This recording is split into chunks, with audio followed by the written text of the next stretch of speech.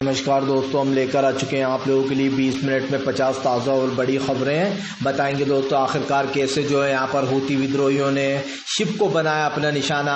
कहा फिलहाल ये तो शुरुआत है, चौतरफा घिरे हो तुम लोग। आखिरकार क्यों दोस्तों प्रधानमंत्री नरेंद्र मोदी के खिलाफ राहुल गांधी ने खोला मोर्चा। हेमंत विश्वकर्मा को फिर से बता दिया सबसे भ्रष्ट और डरपोक चीफ मिनिस्टर।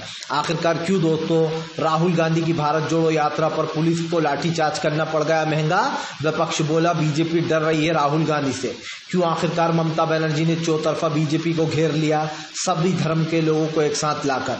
तमाम मुद्दों पर होगी बात, लेकिन उससे पहले अगर आपने चैनल को सब्सक्राइब नहीं किया जल्दी से कर लीजिए। पास में एक घंटी आएगी, इसको भी दबाइए ताकि हर वीडियो की अपडेट आप तक पहुंच पाए। दरअसल दोस्तों आपको बताते चले बुरी फंस गया जो है यहाँ पर इजराइल के ऊपर चौतरफा हमला कर दिया है। दोस्तों आपको बताते चले यमन ने यमन के हूतीज ने एक भरी हुई शिप को अपना निशाना बनाया। आपको बताते चले इजराइल की शिपों को अपना निशाना बना रहा है। हूतीज ने कहा है कि अब इजराइल की खैर नहीं है, हम उसको चारों तरफ से घेर कर जो है पूरी तरीके से कमज़ोर करेंगे। आपको बताते चले दोस्तों हूतीज ने साफ किया है कि जो लोग भी खास करके गजा में मासूम लोगों को मार रहे हैं उसको इसका अंजाम भुगतना होगा। हूतीज ने ऐलान कर दिया है दोस्तों कि फिलहाल अब वो इजराइल को चौतरफ घेर कर उससे बदला लेने वाले। बात सिर्फ इतनी सी नहीं है दोस्तों, हूतीज के इन कारनामों से इजराइल पूरी तरीके से बौखला चुका है। इजराइल को समझ में नहीं आ रहा कि अब वो क्या करे। आखिरकार दोस्तों एक बार फिर से राहुल गांधी और बीजेपी आपस में भिड़े। राहुल बोले मुझसे किस बात का बदला लिया जा रहा है। राहुल गांधी ने कहा कि बीजेपी को इतना डर क्यों है मुझसे। दरअसल आपको बता दें चले कल एक बार फिर से राहुल गांधी को रोकने के लिए जब राहुल गांधी की रैली गुवाहाटी पहुंचने वाली थी तो हेमंत विश्वकर्मा ने दोस्तों वहां पर पुलिस बल लगवा दी, जिसके बाद आपको बताते चले दोस्तों राहुल गांधी को वहां से आगे बढ़ने नहीं दिया गया। कार्यकर्ता पुलिस से भिड़ गए तो पुलिस ने दोस्तों कई कार्यकर्ताओं के ऊपर लाठीचार्ज की, जिसके बाद आपको बताते चले वहां पर कई कार्यकर्ता कांग्रेस के घायल हो गए। इससे राहुल गांधी गुस्सा हो गए। राहुल गांधी ने बीजेपी को खरी खोटी सुनाते हुए कहा कि इसकी जिम्मेदार सिर्फ बीजेपी है, बीजेपी की वजह से ही ये सब कुछ हुआ है। राहुल गांधी ने कहा कि फिलहाल बीजेपी ही इन लोग को बढ़ावा दे रही है और खास करके हेमंत विश्वकर्मा जो है दोस्तों वो इसका मास्टरमाइंड है। आपको बताते चले दोस्तों फिलहाल ना इधर के रहे ना उधर के हम। जी हाँ, ओवैसी ने बीजेपी पर साधा निशाना। कहा फिलहाल मस्जिद की जगह पर मंदिर बनवाकर बीजेपी सिर्फ हिंदू वोटों को अपने कब्जे में करना चाहती है, हिंदू कम्युनिटी के पूरे वोट खुद ले लेना चाहती है। दरअसल दोस्तों बात राम मंदिर या बाबरी मस्जिद की नहीं है। चलिए ओवैसी कहना है कि भैया राम मंदिर जो है वो बन गया और वहाँ पर 500 साल तक लोगों ने नमाज पढ़ी, लेकिन दोस्तों बात सिर्फ ये नहीं है कि वहाँ पर मस्जिद बन गई है। डराने वाली बात ये नहीं है दोस्तों कि मस्जिद की जगह मंदिर बन गया। वो तो भाईचारा बन गया तो बन गया, कोई बात नहीं है। खुशी हुई है कि ठीक है हिंदू भाई जो चाहते थे वो हो गया। लेकिन दोस्तों बात डर इस बात का है कि बीजेपी देश को हिंदुत्व में ढाल रही है। आप समझिए मस्जिद कोई बड़ा मुद्दा नहीं है। मस्जिद ठीक है, एक मस्जिद थी उसकी जगह मंदिर बन गया, लोगों ने उसको एक्सेप्ट किया सुप्रीम कोर्ट के फैसले को। लेकिन बड़ी चिंता ये है दोस्तों लोगों की कि अब उसके बाद एक के बाद एक तमाम मस्जिदों को निकाला जा रहा है। और ये किस लिए किया जा रहा है? ये राजनीति के लिए किया जा रहा है। वरना आप समझिए इस देश में कितनी सारी मस्जिदें हैं, कितने सारे मंदिर हैं दोस्तों। ये तो सिर्फ बहानेबाजी चल रही है कि हमने राम मंदिर का उद्घाटन कर दिया, राम लल्ला आने वाले हैं। दोस्तों राम लल्ला अभी नहीं आने वाले, वो तो बहुत साल पहले आ चुके हैं आप समझिए। और लोगों के मन में राम बसते हैं, उसके लिए किसी को मंदिर या दोस्तों मुस्लिम भाइयों को मस्जिदों की ज़रूरत नहीं है अपने धर्म को याद करने के लिए, लेकिन जानबूझकर राजनीति के लिए इसे यूज़ किया जा रहा है। तो ओवैसी ने कहीं ना कहीं यह आरोप लगाया कि बीजेपी सिर्फ चाहती है कि पूरी जितनी भी देश में हिंदू कम्युनिटी है वो एकजुट होकर बीजेपी को वोट देती रहे, ताकि बीजेपी कभी सत्ता से बाहर ना हो और बीजेपी महंगाई गरीबी बढ़ाती रहे। आपको बता दें चले दोस्तों फिलहाल बढ़ गई मुश्किलें। अरविंद केजरीवाल का बीजेपी के ऊपर बड़ा हमला। केजरीवाल बोले भारतीय जनता पार्टी देश में सिर्फ और सिर्फ विपक्ष के नेताओं को टारगेट करती है और किसी को नहीं। दरअसल केजरीवाल ने आरोप लगाया कि ईडी और सीबीआई के बल पर बीजेपी तमाम विपक्ष के नेताओं को डराने का काम कर रही है। केजरीवाल ने आरोप लगाते हुए कहा कि बीजेपी इस बार सत्ता से बाहर जाएगी, इस देश की जनता खुद उसको सत्ता से बाहर करने वाली है। अरविंद केजरीवाल ने बीजेपी को घेरते हुए कहा कि बीजेपी को भाईचारा और लोकतंत्र से खतरा है, बीजेपी इन चीज़ों चीज़ों को नहीं मानती। अरविंद केजरीवाल ने यह भी आरोप लगाया कि उनको मंदिर जाने से रोका गया। केजरीवाल ने कहा कि फिलहाल जब राम मंदिर की प्राण प्रतिष्ठा हुई तो उनको कोई न्योता नहीं दिया गया। आपको बता दें चले दोस्तों, फिलहाल हमाद ने इजराइल के ऊपर किया चौतरफा हमला, इजराइल के टैंकों को और सैनिकों को उड़ा डाला।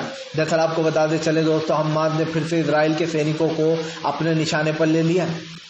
हमाद ने इजराइल के कई सैनिकों को ठिकाने लगा दिया है। आपको बता दें चले, हमाद इजराइल की जंग में दोस्तों लगातार इजराइल जो है वो कमज़ोर होता जा रहा है, तो हमास को वहीं मजबूती मिलती जा रही है। और एक बार फिर से दोस्तों हमाद ने यह साबित कर दिया है, हमाद ने इजराइल के कई सैनिकों को मार गिराया और उसके साथ कई टैंक भी उड़ा डाले। हमाद इजराइल की इस जंग में दोस्तों हमाद लगातार आगे बढ़ता चला जा रहा है और इजराइल लगातार पीछे जा रहा है। यही कारण है जो एक बार फिर से हमाद ने ये साबित कर दिया है दोस्तों कि वो इजराइल पर दोगुना भारी है। आपको बता दें चले दोस्तों, ममता बनर्जी ने भाईचारे की एक मिसाल की कायम, तो ममता बनर्जी से अब बीजेपी दोस्तों आप समझिए उलझने की तैयारी में है। दरअसल दोस्तों जब प्राण प्रतिष्ठा हो रही थी राम मंदिर में, उस दौरान हमने देखा कि बॉलीवुड के कई लोग आए, उन्होंने मोदी सरकार की जमकर चापलूसी भी की। उसमें एक नाम अमिताभ बच्चन का भी था। लेकिन खैर ये तो है ही चापलूस दोस्तों, जिसकी सत्ता होती है उसकी चापलूसी करने लगते हैं, चाहे वो कितने ही गलत क्यों ना करें। लेकिन बात ये इतनी सी नहीं है दोस्तों, बात ये है कि जब ये सब कुछ हो रहा था तो ममता बनर्जी ने तमाम धर्म गुरुओं के साथ अपनी एक रैली निकाली थी। मैंने आपको कल बताया था उसके बारे में। लेकिन दोस्तों आपको बता दें, अब ममता बनर्जी के इस दाव से बीजेपी को बड़ा झटका लगा है, क्योंकि उस दिन बीजेपी चाहती थी कि कोई ऐसी चीज़ ना हो जो भाईचारे का संदेश दे। लेकिन दोस्तों ममता बनर्जी ने तमाम धर्म गुरुओं के साथ वो रैली निकालकर बीजेपी को चौंका दिया। बीजेपी ने सोचा भी नहीं था कि ममता बनर्जी काली मंदिर में पूजा करने के बाद इस तरीके की रैली निकालेंगी जहां पर तमाम धर्मगुरु जुड़ जाएंगे। और दोस्तों समझिए, ये देश के लिए एक बहुत बड़ा संदेश था कि सब धर्म एक से हैं दोस्तों, सबको प्यार और सम्मान मिलता रहे, और क्या चाहिए। और यही बात साबित करती हुई कल ममता बनर्जी नजर आई हैं। आपको बता दें चले दोस्तों, फिलहाल बीजेपी के उल्टी गिनती हो गई है शुरू। अखिलेश बोले धर्म के रास्ते में बीजेपी आ रही है, लोगों को मंदिर जाने से रोकने वाली बीजेपी कौन। दरअसल अखिलेश यादव ने फिर से बीजेपी को लपेटा। अखिलेश ने कहा कि चुनाव की हार सामने देखकर बीजेपी डर गई है। उन्होंने कहा कि चुनाव में हार देखकर राहुल गांधी को कभी मंदिर जाने से रोका जा रहा है, तो कभी दोस्तों रास्तों में आगे बढ़ने से रोका जा रहा है। अखिलेश यादव ने कहा कि ये बाबा साहब अम्बेडकर का संविधान है क्या, जहां पर लोगों को रोका जा रहा है। बाबा साहब अम्बेडकर ने दोस्तों कहा था freedom of speech. Freedom of speech का मतलब दोस्तों आप खुलकर बोल सकते हो, आपको आज़ादी है खुलकर बोलने की, आपको कोई रोक नहीं सकता है। लेकिन आप समझिए दोस्तों, आज़ाद देश में अगर लोग बोल भी ना पाए, कहीं यात्रा करने भी ना जा पाए, उनका बार बार रास्ता रोका जाए, बैरिकेडिंग लगा दी जाए, तो क्या दोस्तों ये लोकतांत्रिक देश है। और ऊपर से प्रधानमंत्री सीना ठोककर दूसरे देशों में कह के आते हैं कि हमारा देश तो बहुत बड़ा लोकतांत्रिक है। अब जब आप राहुल गांधी को आगे नहीं बढ़ने दे रहे तो सवाल तो उठेंगे ही। आपको बता दें चले दोस्तों, फिलहाल हमास इजराइल की जंग के बीच में एक बार फिर से दोस्तों ईरान ने कर दिया खेल। ईरान ने दोस्तों बनाया इजराइल के कई लोगों को अपना निशाना। दरअसल बताया जा रहा है ईरान दोस्तों तमाम उन खुफिया लोगों को ढूंढ रहा है जो इजराइल ने इंस्टॉल कर रखे हैं उसके देश में, ईरान में। दरअसल आपको बताते चलें अभी भी इजराइल के कई जासूस ईरान में बरकरार हैं, और आपको बताते चलें उन्हीं को फाइंड करने में लगा हुआ है इस वक्त इजराइल, यानी कि ढूंढी को ढूंढ रहा है।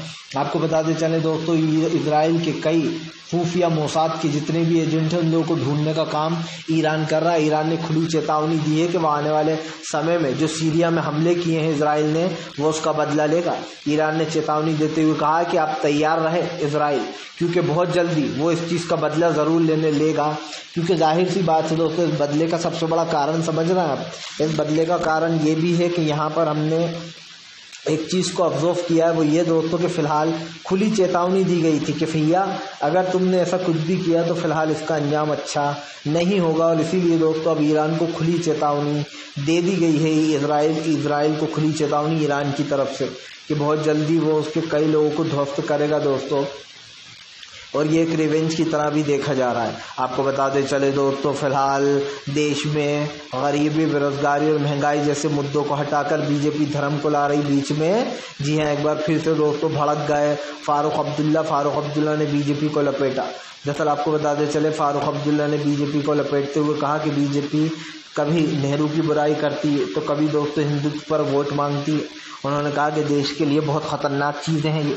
यही नहीं, फारूक अब्दुल्ला ने कहा कि हमारे देश में आज जो हो रहा है उस चीज़ को रोकना चाहिए, क्योंकि दोस्तों जाहिर सी बात है देश में महंगाई, गरीबी, बेरोज़गारी जैसे मुद्दे काफ़ी हैं और इन चीज़ों को दोस्तों रोकना हमारी, आप समझिए, वो बनती है कहीं ना कहीं।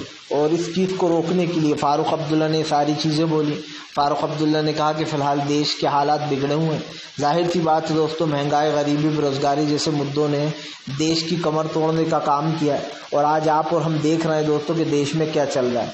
इसी को लेकर फारूक अब्दुल्ला ने चिंता जताई है कि धर्म के नाम पर राजनीति नहीं करना चाहिए। आपको बताते चले दोस्तों, फिलहाल इस बार इंडिया गठबंधन का हो गया प्लान तय।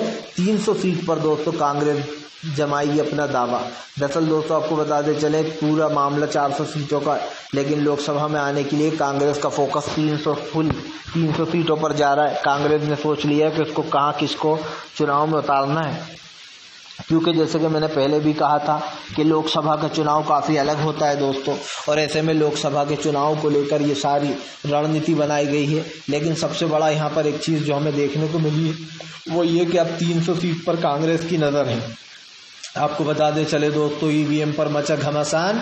महमूद कराचा और जो है ना भानु प्रताप बोले फिलहाल ईवीएम को लेकर जो हमारे मन में शंका थी वो सच है। उन्होंने कहा कि 2% से भी कांग्रेस हार जाएगी। अगर ज़्यादा घोटाला भी नहीं किया, बीजेपी ने महज 2% का भी कर दिया तो भी हो जाएगा खेल, क्योंकि दोस्तों चुनाव आयोग ने खुद माना है कि हाँ 2% का हेर फेर हो सकता है ईवीएम में। अब आप खुद समझ सकते हैं दोस्तों कि फिलहाल 2% का अगर हेर फेर हो जाता है तो ये मामला काफ़ी बड़ा, और ये मैं नहीं कह रहा, ये जो है महमूद कराचा ने कहा है।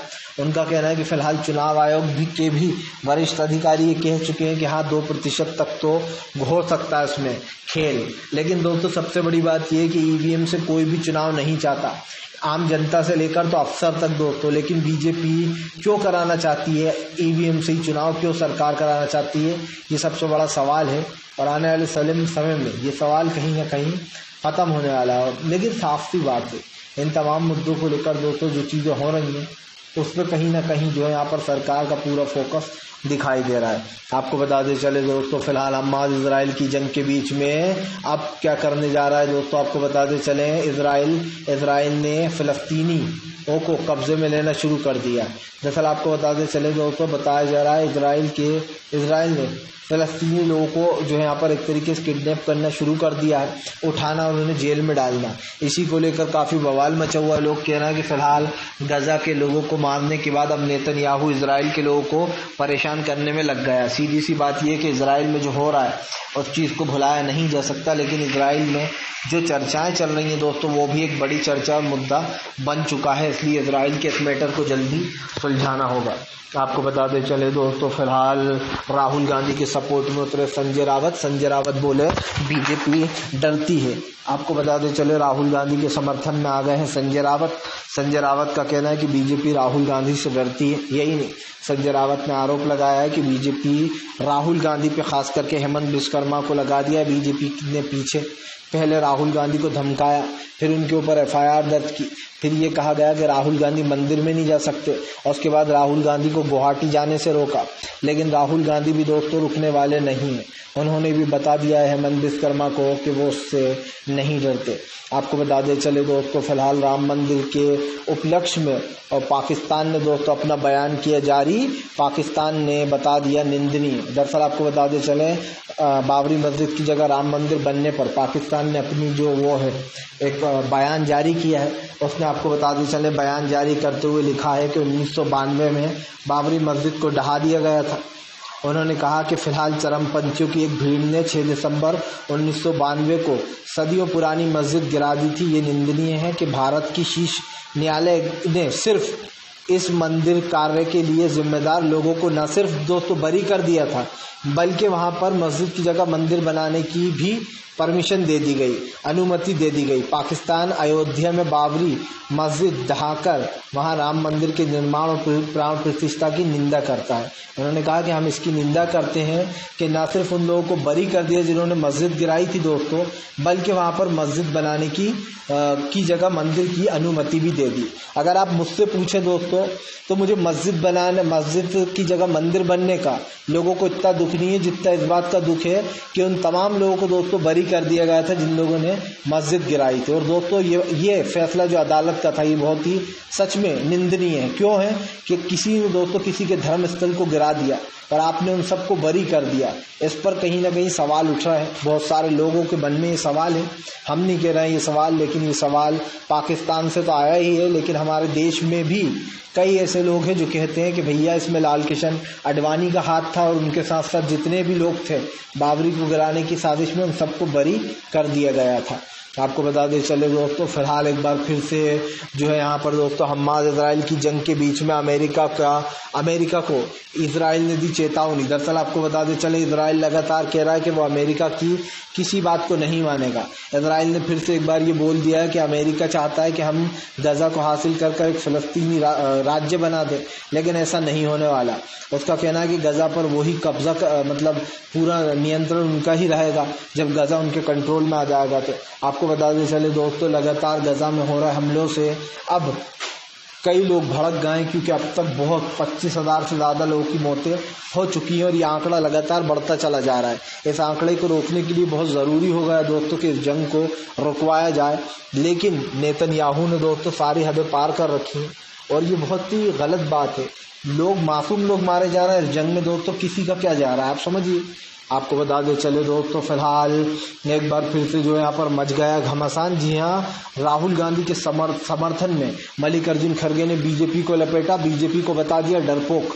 दरअसल आपको बता दें चले, मल्लिकार्जुन खड़गे का कहना है कि बीजेपी डरी हुई है और राहुल गांधी को रोकने की कोशिश कर रही है। मल्लिकार्जुन खड़गे ने कहा कि बीजेपी को किस बात का डर है कि राहुल गांधी नफरत के बाजार में मोहब्बत की दुकान खोलना है, जो कि बीजेपी नहीं चाहती है। आपको बता दें चले दोस्तों, मैं आपको लिख के दे सकता हूँ, आधे से ज़्यादा लोग मोदी सरकार के बहकावे में आ चुके हैं। उन्हें लगता है कि बीजेपी जो हमें दिखा रही है वही सही है, और यकीन मानिए वो लोग सिर्फ हिंदुत्व के बल पर वोट दे रहे हैं। जिन लोगों की सोच ही ऐसी है दोस्तों, उनको आप नहीं समझ सकते, ना आप उन्हें बदल सकते। लेकिन जो लोग अच्छे लोग हैं, जो मोदी सरकार को वोट नहीं दे रहा है, उसमें कहीं ना कहीं खेल हो रहा है और साफ दिखाई देता है कि उसमें ईवीएम का बड़ा माजरा सामने आता है, जिसमें बार बार ये कहा जाता है कि कांग्रेस के हारने की वजह सिर्फ ईवीएम है। वरना दोस्तों इतने सारे लोग कांग्रेस के समर्थन में जो भीड़ें दिखती हैं हमें, आप समझिए सड़कों पर, वो रैली में जो दिखती हैं, वो वोट में तब्दील क्यों नहीं हुई, ये सबसे बड़ा सवाल उठता है। और इस बार दोस्तों 2024 का जो चुनाव है, ये देश के लिए एक बहुत अहम चुनाव होने वाला है, क्योंकि अब तय होगा दोस्तों कि देश की अगली गद्दी पर इंडिया गठबंधन बैठेगा या फिर बीजेपी आ जाएगी वापस। क्योंकि इस बार बीजेपी आई तो ये समझ लीजिएगा दोस्तों कि देश का लोकतंत्र पूरी तरीके से ख़त्म भी हो जाएगा, क्योंकि अभी इतने बड़े बड़े काम कर दिए गए जिसको लेकर देश की जनता परेशान है। आपको बता दें चले दोस्तों, फिलहाल खेल हुआ ख़त्म। जी हाँ, इजराइल हमास की जंग के बीच में दोस्तों ईरान करने जा रहा है इजराइल की बोलती बंद। दरअसल आपको बता दें चले, तेल अवीव को लेकर बड़ा फैसला लिया जा रहा है, जहां पर कहा जा रहा है कि जो लोग भी इजराइल की मदद कर रहे हैं वो बंद कर दें। आपको बता दें पीछे दोस्तों इजराइल को अभी भी कुछ लोग जो है यहाँ पर मदद कर रहे हैं और उसकी खास कर उन चीज़ों से मदद की जा रही है जिन चीज़ों को लेकर दोस्तों काफ़ी घमासान मचा हुआ है। लेकिन सवाल क्या है दोस्तों, उसकी मदद क्यों की जा रही है? कौन लोग हैं वो जो इजराइल की मदद करने में लगे हुए हैं? कोई तो है दोस्तों जो लोग तेल अभी भी उसको आवंटित करा रहा है, उसको अभी भी तेल मिल रहा है। और हालांकि तमाम सऊदी के देशों से कहा गया था कि उसको रोका जाए, लेकिन ऐसा हुआ नहीं। आपको बता दें चले दोस्तों, फिलहाल अरविंद केजरीवाल ने बीजेपी के खिलाफ खोला मोर्चा। केजरीवाल बोले फिलहाल बीजेपी जानबूझकर नहीं करा रही है चुनाव, क्योंकि उसे है हारने का डर। दरअसल दोस्तों आपको बताते चलें कि उसे हारने का डर बताया जा रहा है, और ये बात इसलिए कही जा रही है दोस्तों कि फिलहाल जो वो है क्या कहते हैं, जो तमाम चीज़ें हैं दोस्तों उसको रोका जा रहा है। और सबसे बड़ी बात यह केजरीवाल ने साफ कहा कि चंडीगढ़ के चुनाव को बीजेपी सिर्फ इसलिए नहीं कराना चाहती क्योंकि उसको पता है कि वो इस चुनाव में हार रही है। दरअसल आपको बता दें बीजेपी ने चंडीगढ़ का मेयर चुनाव रोक रखा है, बहाना बनाकर इसी को लेकर उन्होंने जमकर घेर लिया है। फिलहाल दोस्तों वीडियो अच्छा लगे तो कृपया इसको लाइक कर दें, चैनल पर पहली बार आए सब्सक्राइब जरूर करें और वीडियो को सपोर्ट करें ताकि